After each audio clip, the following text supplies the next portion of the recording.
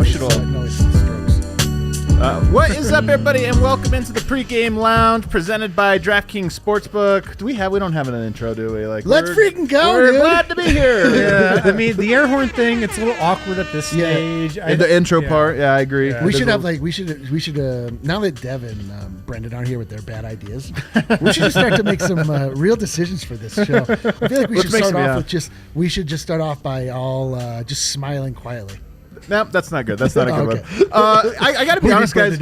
I've got a lot of Friday energy. I don't know about you guys. I'm feeling this Friday. I don't know what happened to you like a week ago. The Nuggets started playing well. I dreaded doing the show, and it's like they kind of suck. That's actually exactly it. But your vibes have been impeccable for these last several rounds. I'm telling you, like Adam's good vibes are again very oppressive. Like I showed up and I wasn't in good enough of a mood. That's true. And he was like, "It's Friday," and I was like, "Oh, I don't know what that means." Yeah. So let's freaking go, dudes. Weirdly accurate. Weirdly accurate. All right, so pregame show. We got a lot of cool stuff for you. We're going to talk about the game. We got Bruno Passos, my guy. Bruno. Funky Time Meet Bruno coming up a little bit to talk about the Spurs, what he likes about the Nuggets, what he hates about the Spurs, all the good stuff. We're going to talk about the Nuggets or the new Spurs, and, of course, we're going to open up the DraftKings Sportsbook app, and Eric is going to coerce me into taking a bunch of bets. I can't wait for it. Oh, so misguided. Let's freaking go. But the headline story tonight, guys, the Nuggets are rounding out. They have now won 5 games in a row, including 4 on this road trip. There's been some nail-biters. There's been some good ones. They're on the upswing, it seems. How important is it to close out with the 5-game win? Is it when you get this close? Does 4-1 sound like, oh man, that was like? I'm gonna let Eric answer this. We're to the point now where I legitimately will be bummed out if they lose any. So games. true. It's so true. I mean, listen, we sat through this first part of the season. It's hilarious. We're still in the infancy of the season, but like the first was it 14 games were just torture. And they were like 7-7, and now that I keep saying that they're back. All I mean by I don't think that they're not going to lose another game, but I just think it's a bold prediction. I just think the Nuggets are back to where you can expect them to win, like where you don't have to like cross your fingers and be like, oh my God, is this, I'm now like every opponent, like I look at the Spurs, I'm like, okay.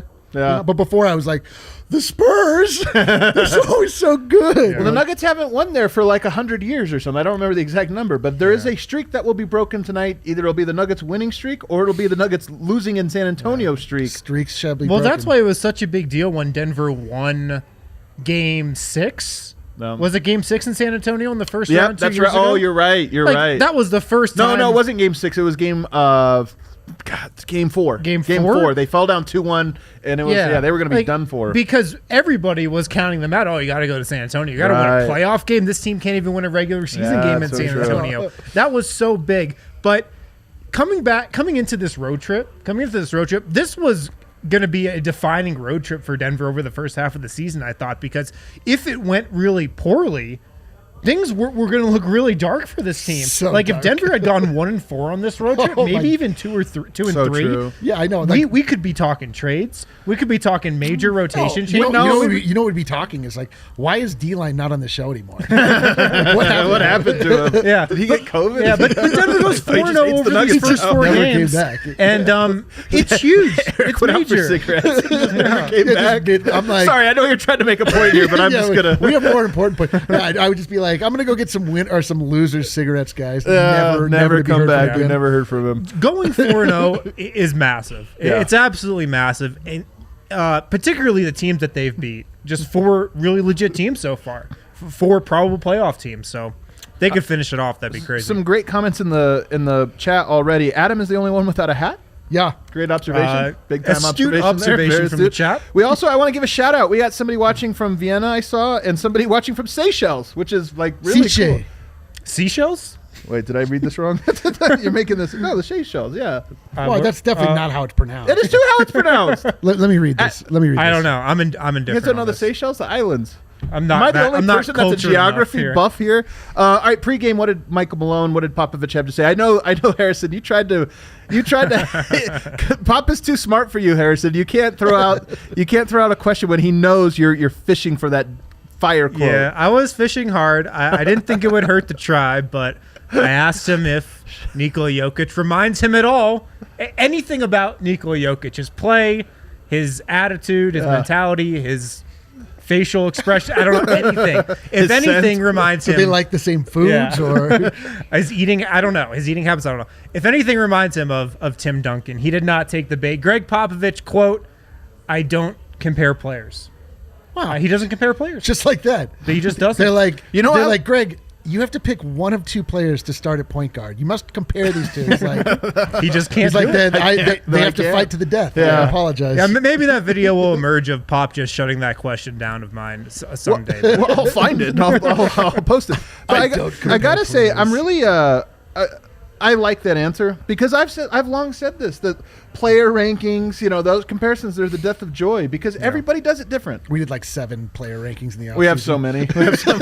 And we compare them all the time. No, but I'm saying, like, when you start to get to the, like, who this guy's better or that guy's better, like, I really do think at a certain point it's like, man, they're just different. You got to pick the one you like the most and go with it, or pick your guy and pretend to irrationally fight for him.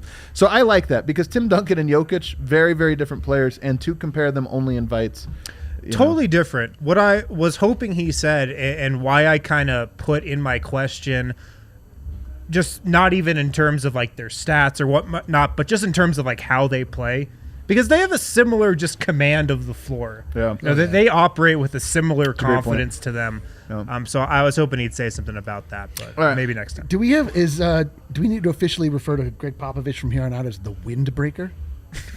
I think if you want to. I will. It's a 20th pun to do with my name. I sat down with one of my good buddies in the blogosphere, Bruno Passos. He writes for Pounding the Rock, the SB Nation blog for the San Antonio Spurs. Really great dude. Here's what he had to say about tonight's matchup.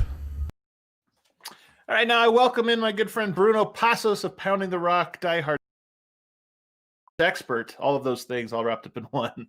What's going on, Bruno? Oh, not much. Doing well, all things considered, Adam. Thanks for having me.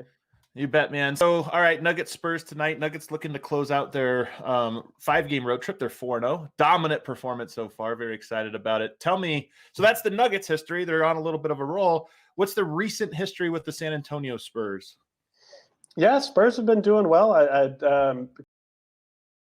Earlier this week, and the 10-8, I think they're at right now, and exceeding expectations. I think by most standards. It's been the kind of season that people kind of hoped last year would be, where the young guys taking that next step, getting that opportunity from Pop, and the team really leaning into an identity that we haven't seen in a while, which is less dependent on post-ups and the mid-range, and a lot more about pushing the pace and attacking the rim. So new style, new blood, it feels kind of like found money right now. We'll see if it continues, but really, really strong start, and excited to see them go at it against another solid opponent tonight.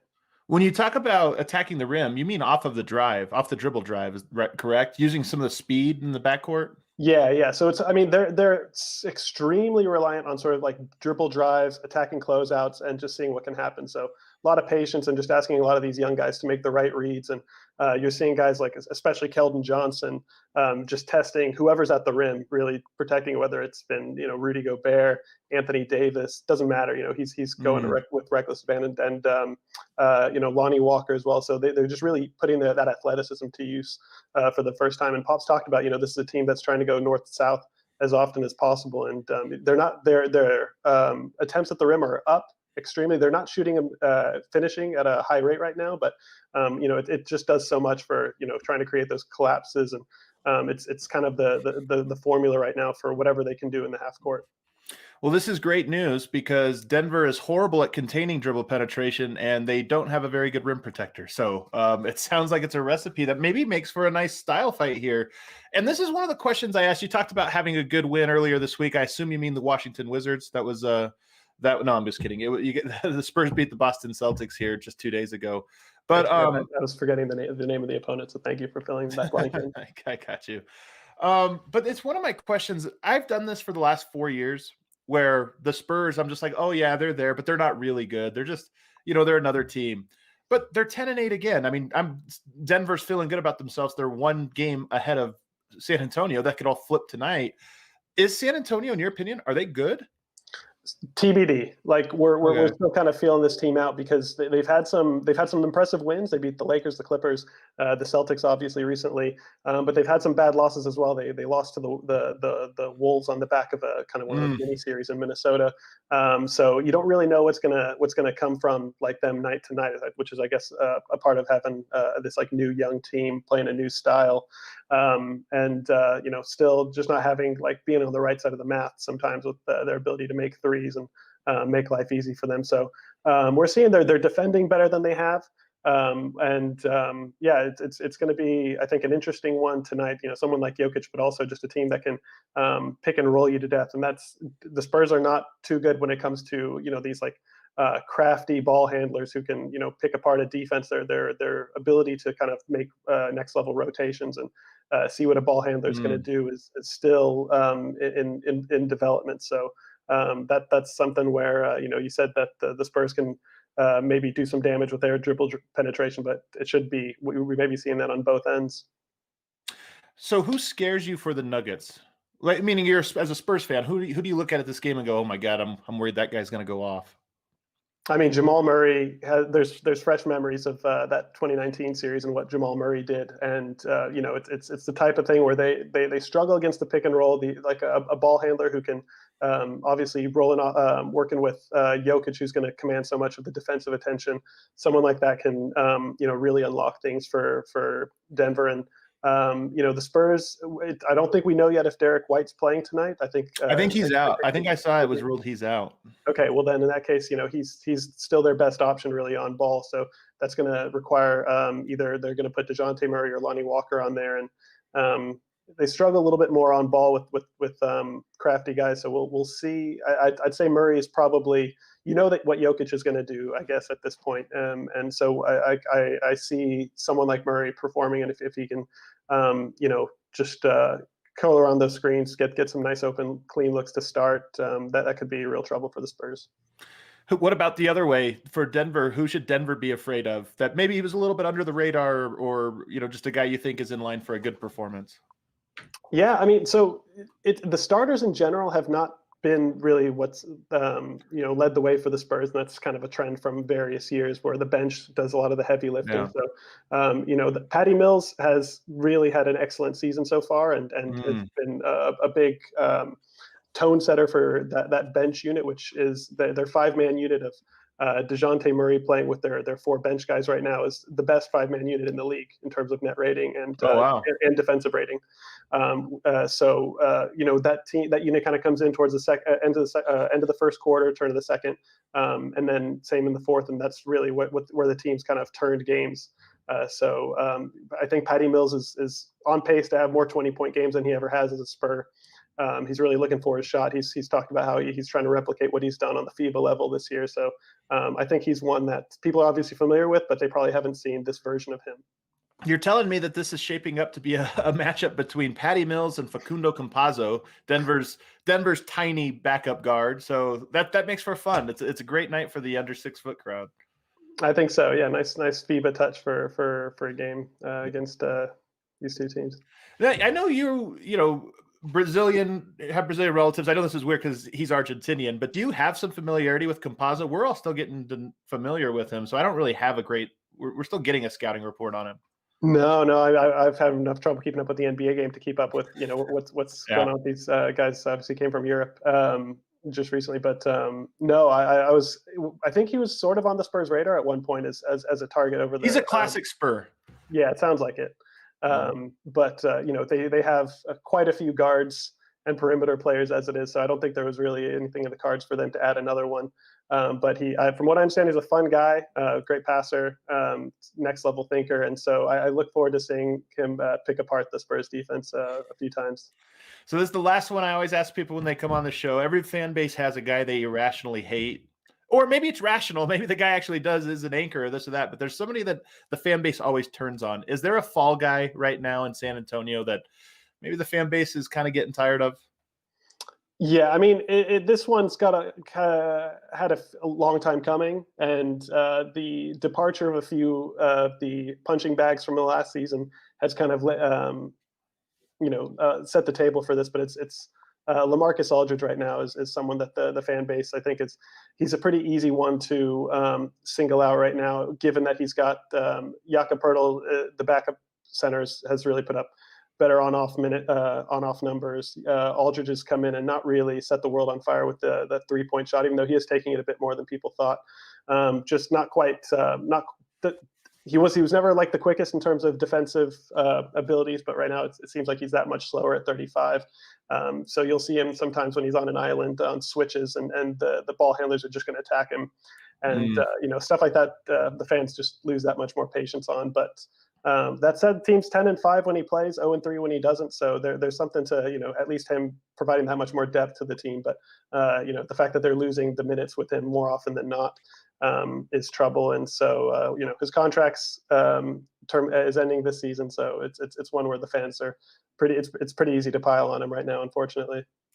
I have to say, a couple of years back, I think this was like 2 years ago, I'm not going to say who it was, but as a Spurs blogger, came out and said Jokic would be lucky to have a career half as good as LaMarcus Aldridge. And I just want to say that was a take that expired extremely quick. Yeah, that's why Jokic is who he is now. Actually, it's just that jinx that he provided. You can thank him. Offline, I may want to confirm who that was. I've got some suspicions, but that's interesting. Yeah, that prophecy has not come quite to fruition. It hasn't quite. All right, everybody. Bruno, thanks so much for coming on. You guys can follow him on social media. Bounce Passos, the greatest Twitter handle in all of basketball Twitter. Thanks so much, man. This was great. Thank you. I'm glad. Guys, I love Bruno, man. He's a great follow. Great dude, just really interesting. Great name as well. Great name as well. First team all name. Bruno. I wish my name was Bruno. I think we can just call you Bruno. It does, but it's not the same. Bruno Mares. Tell me that doesn't flow. That does, but when I'm Italian, apparently. When you're named Bruno, though, you're just a one-name guy. That's true. You only go by Bruno. That's so true. It's true. If you are Bruno, you are a one-name guy. Is Dev here? Yeah, come through, Dev. Come through, Dev. The show's on. You're right on time. So now the question, guys, moving in. I thought it was interesting what he said about Campazzo and Patty Mills, that matchup. Hey, road games, mid-season, I'm all for the weird random matchup. So if we did indeed get a Campazzo Patty Mills showdown, I'm all for it. Yo. Are we going to get a Campazzo Patty Mills showdown? Is that really going to happen? Well, then I was thinking about Jakob Poeltl as the backup center. What if we got we don't like Poeltl around these parts. No, I was thinking about a Hartenstein Poeltl matchup, but equally as hilarious. Just like staring at each other from opposite benches. I just want Facundo Campazzo and Patty Mills full court pressing each other for the entire game. just wearing each other out, one-on-one, just like that drill when you're like a one-on-one. You got to turn them. Try to turn them. I just want that for 48 minutes. You'd have to wear a headband on your head watching that, because there's going to be a whole lot of running. That's why we're all wearing a lot of flopping. That's why we're wearing hats. Oh, Dev's he doesn't have a hat. Dev, we've all had. I had a hat on. Dev, the I don't think I've ever portion. actually seen you wear a hat. Are you a hat person in any way? No, I don't think that I could wear hats. Just not a hat guy. My mom used to say that my head was too big for hats. As you said that, I kind of got a look of you. I started to grow into my body is when I started to convince You know what they say about people who have big heads? What do they say? Big brains. Oh, you'll know that I wear a hat every day of my life. So very big brains. We got to keep it moving, guys. The title of today's pregame show was "The Nuggets New Spurs?" ? Actually, it's not the title. We did a better SEO title, Kale. Thank you for that. But I have long maintained that the best form for a Jokic-led team is the 2014 Spurs, an extremely high IQ team, among the smartest teams that ever played, among the most balanced, least selfish. Like, all these guys didn't care if they scored, assisted, whatever it was. I think that's the model. But more to the point, I think that Denver, if you look at how have the San Antonio Spurs maintained 20 years of greatness, and it's kind of dropped off the last couple, but they had a 20-year run. One, Hall of Fame center, Hall of Fame cornerstone piece. Denver, I think, has that. Not saying he's as good as Duncan. Duncan, to me, is a top 7 player of all time. But Jokic, maybe. He's great. He could be if he's he on hits that the ceiling track or whatever. So you get him. You get guys that buy in. You get a coach that stays with you for 20 years. I'll start with you, Dev, because you just showed up. The Nuggets, is that the model? Is that the model in your opinion? Is there like maybe something else the Nuggets should aspire to? No, I think that it has to be the model, and also I think that that's the model that they've shown that they're going to go with anyway. The biggest thing is having Tim Duncan, but it wasn't just having a good player. It was a player that was selfless. It was a player that got everybody else involved. A player that cared about everyone else more than he cared about his own stats, and that's what they have in Nikola Jokic. So you do have to have those type of things, and just getting the ball moving around and guys knowing where to be on the floor, like you said, with the high IQ, that's got to be anyone's model, but especially a player like Nikola Jokic led team. Yeah. To execute that model, I mean, getting the Tim Duncan, that's the toughest part by far. And that's got to be the first thing you do and you establish. Denver's done that. People always talk about, like, oh, would there be a Belichick if there was a Brady? Right. You know, probably not to that extent. Well, it turns out we have the answer. Yeah, we did get an answer to that one early on. Right. We know it's all about Tom Brady. Would there be a pop if it wasn't for Tim Duncan?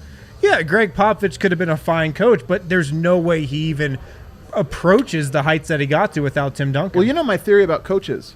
One, they get better just like players do, but it's so hard to be allowed to get better because if you're not good in 2 years, you get recycled. So it's very hard. But also, like, Greg Popovich, as great as he is, could have come up with the most master plan, but if you don't have a team that, one, is willing to execute it, and he got Tim Duncan. He got a guy that was like, I'll do this. And I really think the same thing about Michael Malone. Do I think that he was, when he was plucked by the Denver Nuggets, like this incredible coach? No.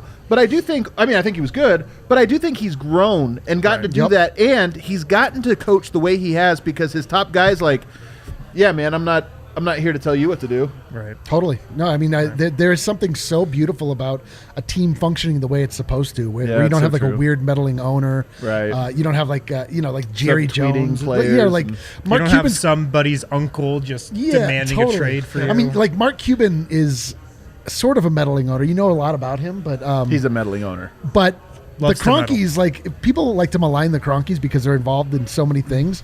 But it's kind of nice that way. Like, they don't have enough focus to be able to micromanage, right? Like, because they have to macro manage. Yeah.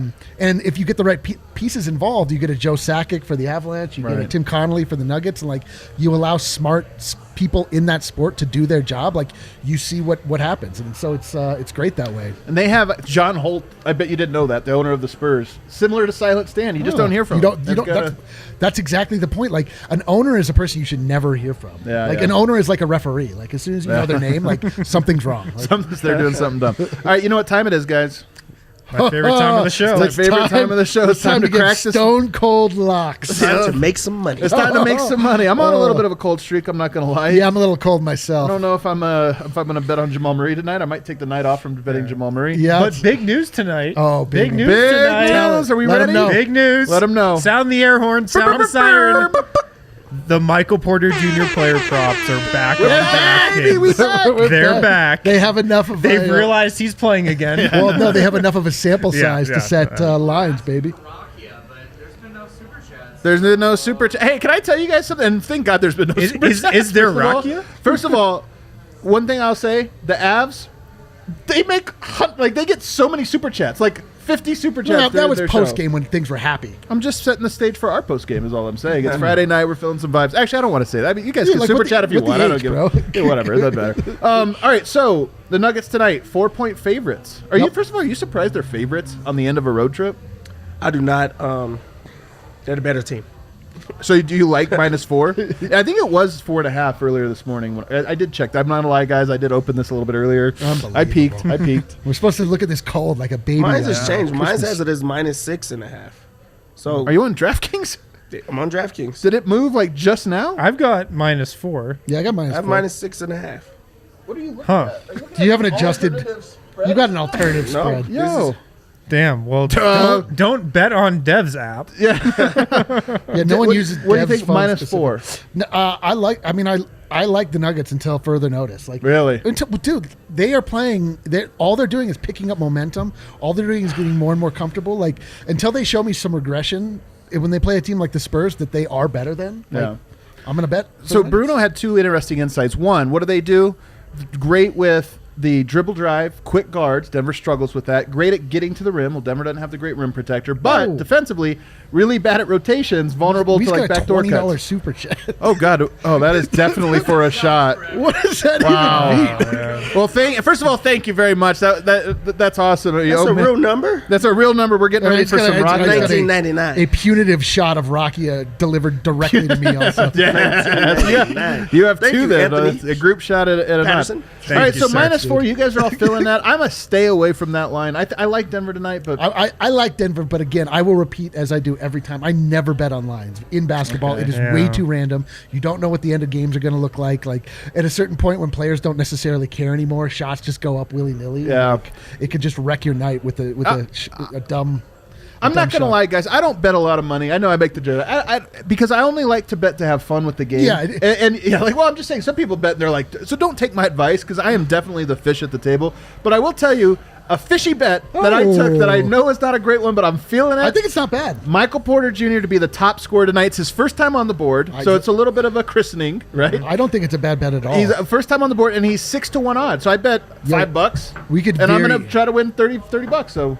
It's funny you say 30. We could very easily have a 30 piece out of Michael Porter Jr. tonight. He's a walking potential 30 piece. We did. And to that end, like I absolutely took the over on his points. It's only 16.5. Right. I like the over on his 16.5. You don't like him to lead the game though? I don't think that he leads the game. Why? I just think that Jokic. I think that there's some type of art to Jokic versus Popovich. Like he really shows up in those games. He loves him so much. That's a great one. He really does. I love it. So he really steps up in those games. I have to go Jokic, but I'm going to do the PRA, the points, rebounds, and assists for Jokic over 40.5. I just think that he's going to pass the ball. He's definitely going to dominate on the boards. And this might be a game that he hunts for points as well. So over the Nuggets' last 13 games, or is it 10 games? Ever since December 3rd, they're 10-3, I believe. The Nuggets are the best rebounding team in the league over that margin. Too. And like no shock, but the guy who's got a lot of rebounds as of late, who's been back in the lineup, Michael Porter Jr. 7.5 rebounds is over under. It's a big minus, but that just seems like a lock. 7.5 rebounds for MPJ. Yeah, that does seem like a lock. All right, we got 3 minutes. You guys better take each shot. All right, well, take it 1 second. I got to get through a couple more of these. So Jamal Murray tonight, 19.5. He's untrustworthy at this point. I'm all in on it. You got it tonight. Jamal Murray. He's going off. Yeah. Why? Who? Before the He's game, looked uninterested in scoring, though, like that last game. Before the game, there was a coach for the Nuggets that talked to Harrison Wynn, and he said that Jamal Murray has to take more shots. He has to not turn down open looks. Yeah, why aren't you sharing this info? You're trying to get a sneaky bet in without sharing what he wants. You're giving Dev the inside info. I mean, everybody heard it, I thought. Yeah. But yeah, Michael Malone said he's seen Jamal Murray. He's also seen other guys pass up open shots lately. Adam Mars has made that observation as well, as DNVR subscribers know. Yeah, so DNVR subscribers know. Yeah. So as Dev shouts, said, Anthony. I see that. Dev said, I think that's a awesome. good point. I wouldn't be surprised if Murray's jacketed tonight. I think he's going to be. Wow. Nobody clipped that. How about Instagram, I guess, later after the Nobody show? clipped that. Really. All right, we're filling it. It sounds like it's going to be fun. So we have Jokic, we have Murray, we have Michael Porter. We're all over the board tonight. I can't wait. Let us know in the comments what you guys are on tonight, where your bets lie. And before we get out of here, Zavelli. You got to go double. Friday Night Vibes, everybody. Pick yourselves up. Big up, everybody. We're going to have some fun tonight. Friday. We'll see you post-game in the lounge. Oh, God, Winners Lounge at that. I hate you bastards.